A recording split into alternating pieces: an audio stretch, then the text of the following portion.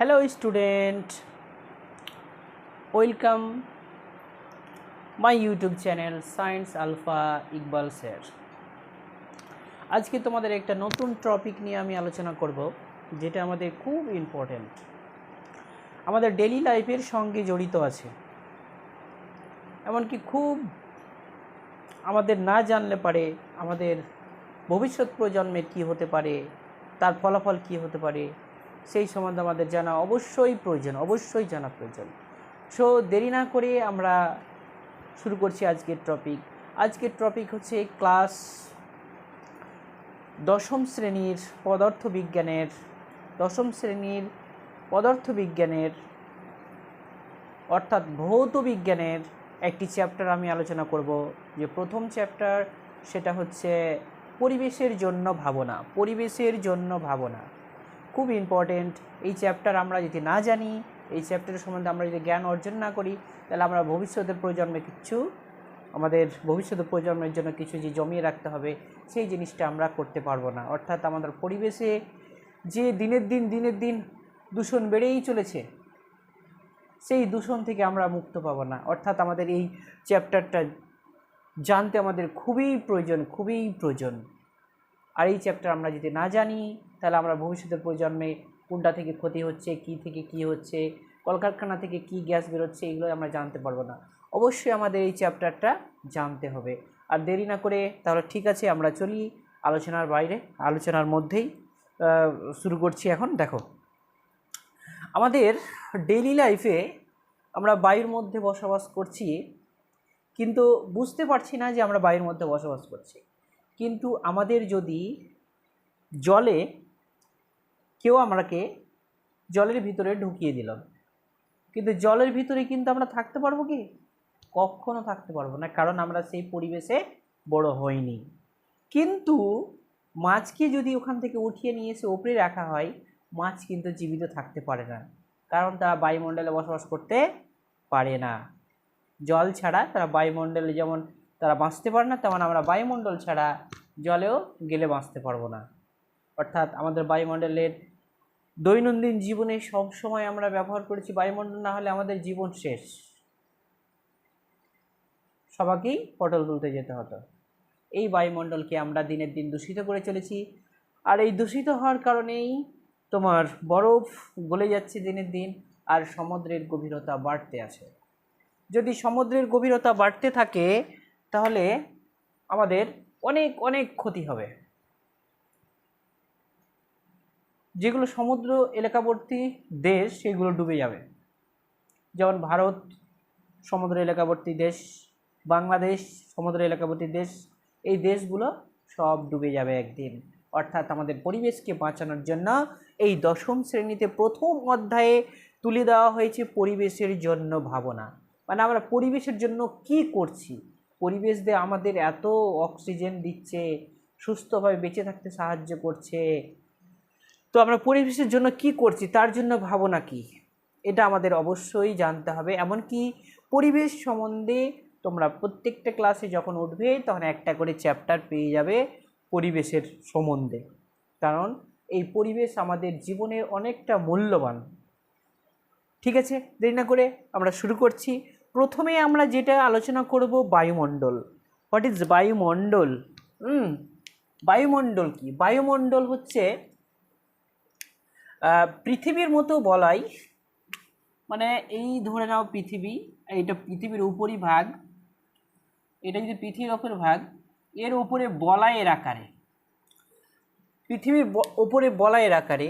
তো সংজ্ঞাতে কি লেখা আছে দেখো, অভিকর্ষ বলের প্রভাবে ভূপৃষ্ঠকে বলয়ের আকারে বিস্তারিত কয়েক হাজার কিমি পর্যন্ত যে গ্যাসীয় আবরণ থাকে, তাকে বায়ুমণ্ডল বলে। খুব ভালো কথা, মানে চাদরের মতো পুরো পৃথিবীকে বেয়ে আছে গোল আকারে। যেহেতু পৃথিবীর আকৃতিটা কিছুটা হলেও গোল, তাই গোল আকারে বায়ুমণ্ডল ঘিরে আছে। এবার এই বায়ুমণ্ডল কি দিয়ে গঠিত, এর উপাদান কি? এর বায়ুমণ্ডলের উপাদান হচ্ছে তিন ধরনের। একটা হচ্ছে গ্যাসীয় উপাদান, এটা সব থেকে ইম্পর্টেন্ট পয়েন্ট, এটা সব থেকে ইম্পর্টেন্ট পয়েন্ট। বিবিআই এখান থেকে একটা কোশ্চেন তোমাদের মাধ্যমিকে থাকে। গ্যাসীয় উপাদানের মধ্যে কি কি পড়ছে? নাইট্রোজেন 78.05%, সো অনেক বেশি।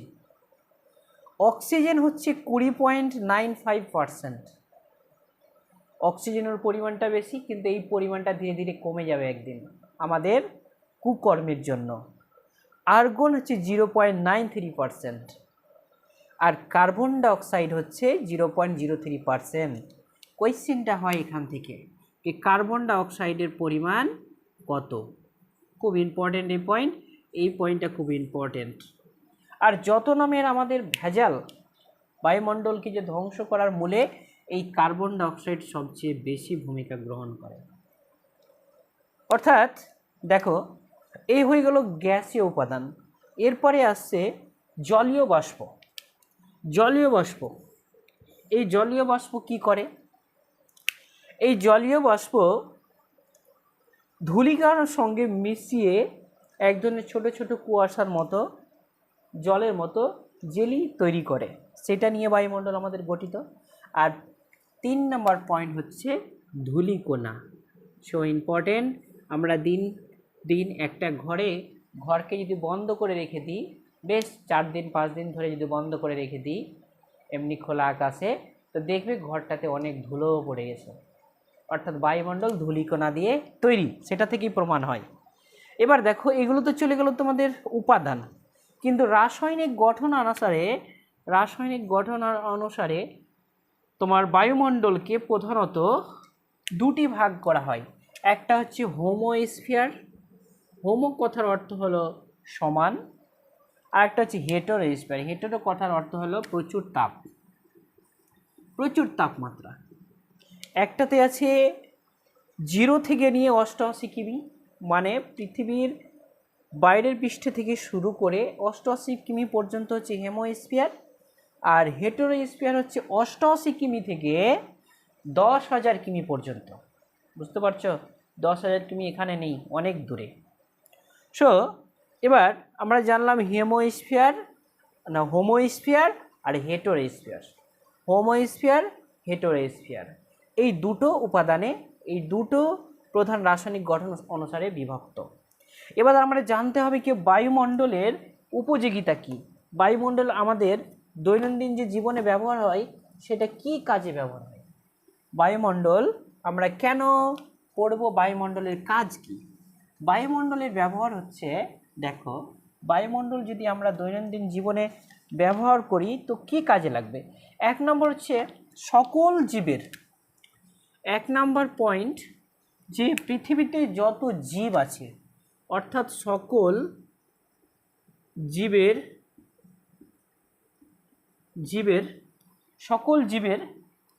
বেঁচে থাকার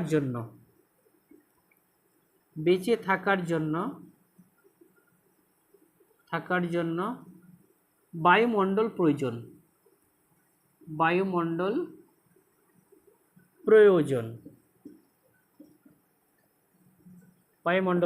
2 নম্বর পয়েন্ট, পৃথিবীতে কার্বন ডাইঅক্সাইডের যে আদান প্রদান, এখানে আমি একটা স্ট্রাকচার আঁকিয়েছি, মানে গাছের ছবি আছে।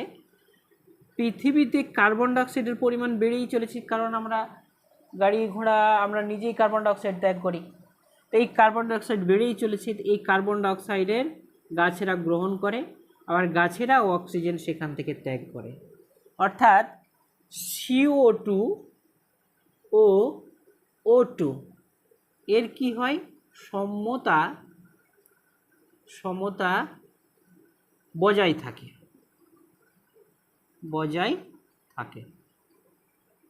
এতগুলো কাজ।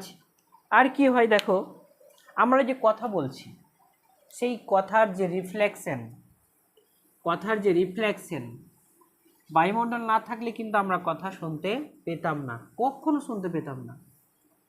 এই বায়ুমণ্ডল থাকার কারণে আমরা শব্দ বা আমাদের নিজের কথাবার্তা শুনতে পাই। আরও অনেক আছে গল্প, যেমন কমিউনিকেশন সিস্টেম। এখন আমি ভিডিও তৈরি করছি, এই ভিডিওটা ইউটিউবে দেব, আমার ইউটিউব চ্যানেলে দেব। আমার ইউটিউব চ্যানেলে তোমরা দেখবে। তো এই যে কমিউনিকেশন সিস্টেম, এগুলো সবগুলো ইয়ার ফ্রিকোয়েন্সির মাধ্যমেই হয়, অর্থাৎ বায়ুমণ্ডলের মধ্যে কম্পাঙ্ক ছেড়ে দেওয়া হয়, তারপর সেখান থেকে অ্যাবজর্ব করে হয়, গ্রহণ করে আমরা ইউটিউবে সুন্দর সুন্দর ভিডিও দেখতে পাই। এছাড়াও দেখো, বায়ু প্রবাহকে বিভিন্ন কাজে লাগিয়ে বিদ্যুৎ তৈরি করা হয়। যেমন বড় একটা কল এরকম দেখবে, এখানে এরকম কল লাগিয়ে, রাজস্থানের দিকে আছে যেগুলোতে ঝড় বৃষ্টি হয়, সেখানে কল লাগিয়ে তোমার কি তৈরি করা হয়, ইলেকট্রিক তৈরি করা হয়, বিদ্যুৎ তৈরি করা হয়। এই হচ্ছে আমাদের মোটামুটি বায়ুমণ্ডলের কাজ। আরও অনেক মেনি কাজ আছে, সেই কাজগুলো তোমরা দেখবে। হ্যাঁ, এরপরে আমরা যেটা আলোচনা করব যে এই বায়ুমণ্ডলের কিছু জিনিস আমাদের জানতে হবে, যে বায়ুমণ্ডল প্রধানত কটি ভাগে বিভক্ত। তো বায়ুমণ্ডলের ভাগ হচ্ছে মোট 6টি। 6টির মধ্যে যেটা ট্রোপোস্ফিয়ার আছে, সেটা আমাদের একবারে বায়ুমণ্ডলের সঙ্গে, পৃথিবীর সঙ্গে অ্যাড হয়ে আছে। অর্থাৎ এখানে আছে ট্রোপোস্ফিয়ার,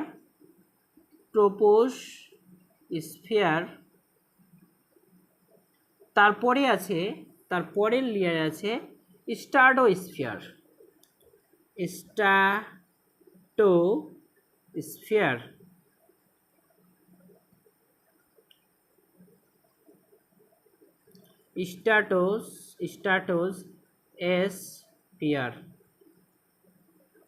স্ট্রাটোস্ফিয়ার এরকম অনেকগুলো 6খানা পয়েন্ট আছে, ছয়খানা পয়েন্ট আছে।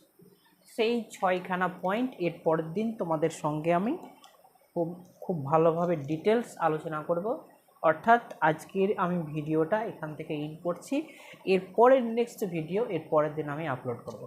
Have a nice day, very good, সবাই ভালো থাকো, সুখে থাকো, রাখছি।